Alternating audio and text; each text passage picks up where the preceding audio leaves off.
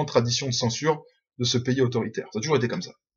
Donc, ces gens-là essayent de cacher, évidemment, ce qui est en train de se passer. Mais on voit bien que l'enchaînement est absolument fabuleux. Deux individus, dont un avec un gilet pare-balles, les deux avec des fusils automatiques, qui tuent un policier dans le sud de Paris. Intéressant quand même. Le lendemain des attaques. Ils disent c'est pas lié à Charlie Hebdo.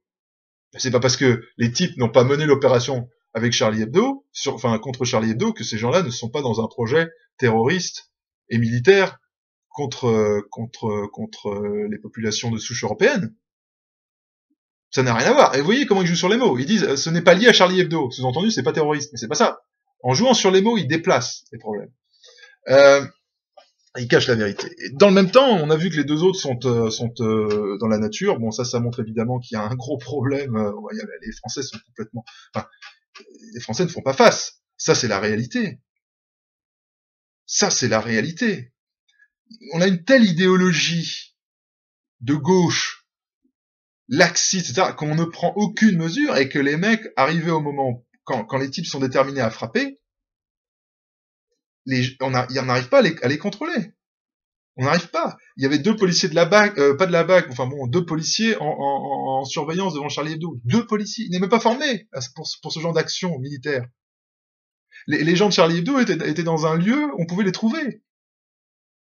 C'est pas un pays qui se comporte, je veux dire, de façon professionnelle face à ce genre de menaces. Donc on voit des gens qui sont complètement débordés.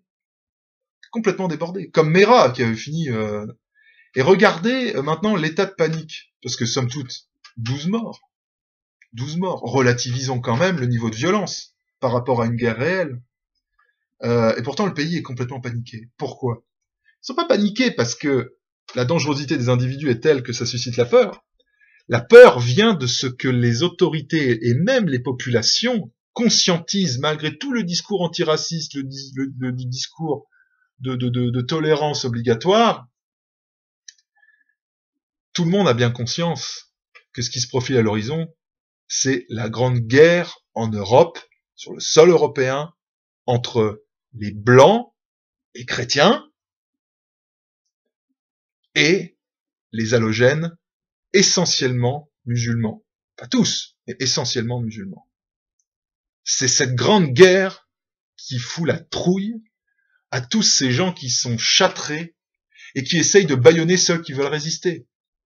Nous sommes ceux qui disons attention, il va falloir se battre. Mais toutes ces femelles planquées dans les salles de rédaction, qui nous imposent par la machine médiatique leur slogan pacifiste, émollient, irénique, qui veulent nous désarmer psychologiquement, nous empêcher de réagir, qui sautent à la gorge du jeune mâle blanc qui veut défendre son territoire, ces gens-là, quand ça va vraiment devenir violent, ils seront cachés sous leur lit.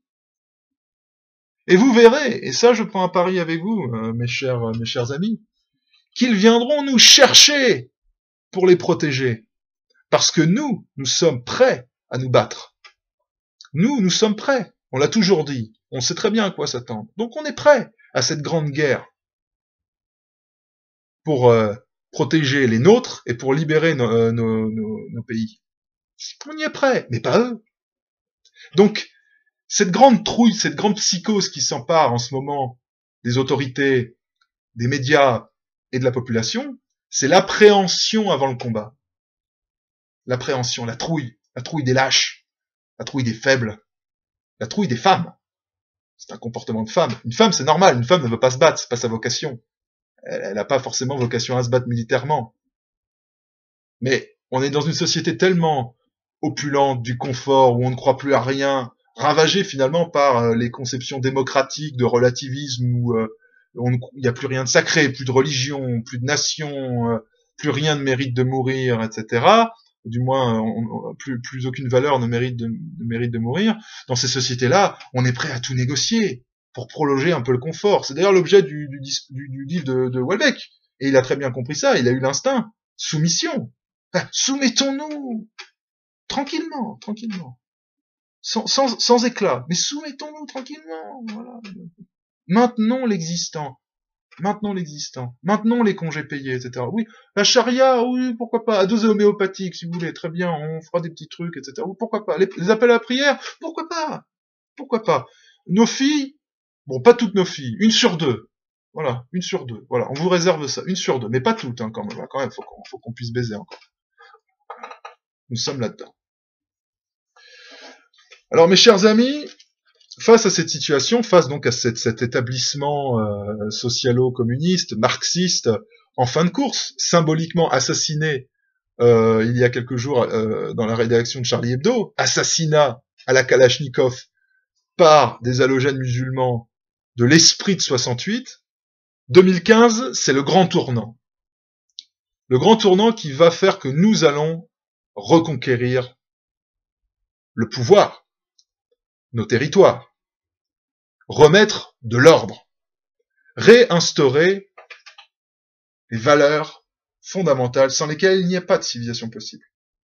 Donc, c'est notre temps. Ça va prendre du temps, bien sûr. Ça va pas se faire en un jour. Mais nous allons gagner. Et les événements, vous le verrez, iront de plus en plus vite. Par des phénomènes dialectiques. Voyez? D'action, réaction. Nous allons voir les gens baisser le masque. Les gens choisir leur camp. Vous allez le voir. Mais nous devons être prêts. Et nous sommes déjà prêts. Et nous savons ce que nous avons à faire. Il y a des coups à prendre.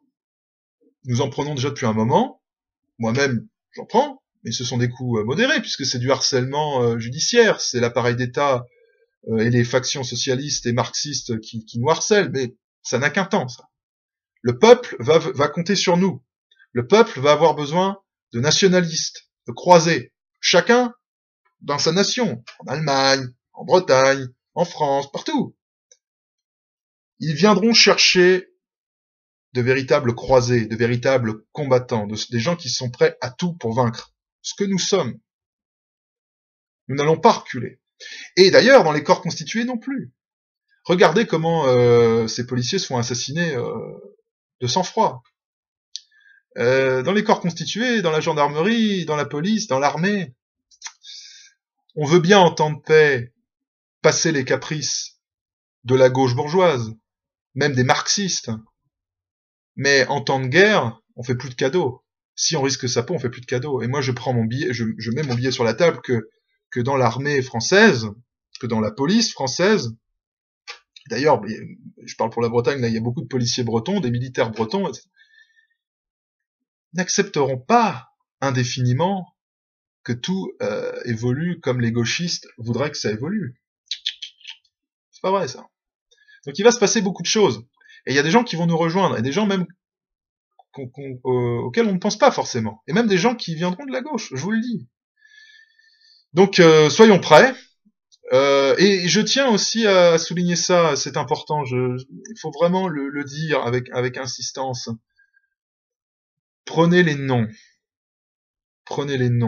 de ceux qui aujourd'hui trahissent, prennent fait et cause pour l'envahisseur, pour les radicaux, pour les islamistes, pour l'immigration de peuplement. Prenez les noms, près de chez vous, dans vos communes, dans vos départements, prenez les noms.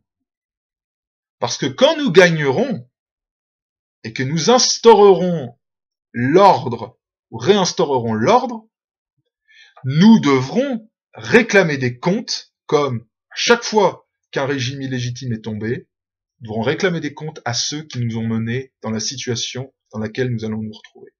Il y a des gens qui devront répondre de leurs actes, devant une justice spécifiquement dédiée. Et ça, il faut s'y préparer. Et psychologiquement, il faut s'y préparer. Et il faut y préparer psychologiquement nos ennemis. Ces gens-là devront payer. Que ça soit bien clair. Donc qu'ils profitent de leur position actuelle. Qu'ils profitent de pouvoir pérorer dans les médias d'État. Qu'ils profitent des médias subventionnés. Que les rares élus qui sont encore prêts à collaborer, qu'ils continuent à pérorer. Que les communistes continuent à baver. Qu'ils continuent. Qu'ils profitent. Ça ne durera pas. Ils auront la facture. Et ce ne sera pas uniquement des gens comme nous, ce sera le peuple. Le peuple réclamera la justice. Réclamera la justice. Je fais un parallèle, je n'hésite pas à le dire, un parallèle avec 1944. Il y aura une justice, une épuration qui sera menée. Donc qu'il se prépare. C'est clair. Parce que on traite toujours mieux son ennemi qu'un traître. Messieurs, voilà, sur ces phrases peut-être un petit peu vindicatives, mais nécessaires, je pense que c'est ce qu'on peut dire sur l'affaire Charlie Hebdo. Nous sommes maintenant dans une situation objective de guerre. Nous sommes en guerre. Nous devons mener cette guerre, et qui est aussi une guerre interne, parce que nos pires ennemis sont les traîtres. Donc, nous la gagnerons. Ça fait pas l'ombre d'un doute. Ça sera pas forcément facile tout le temps, mais nous la gagnerons. Continuons, informons, ne lâchons rien, toujours avec l'esprit d'offensive, et demain, ce sera à nous d'arbitrer les débats. Kenavo, Braizatao, et en avant pour la victoire, la grande victoire européenne de demain. Et spécial salut d'ailleurs à nos amis allemands qui se réveillent, ça fait plaisir, ça fait vraiment plaisir. Allez, à bientôt.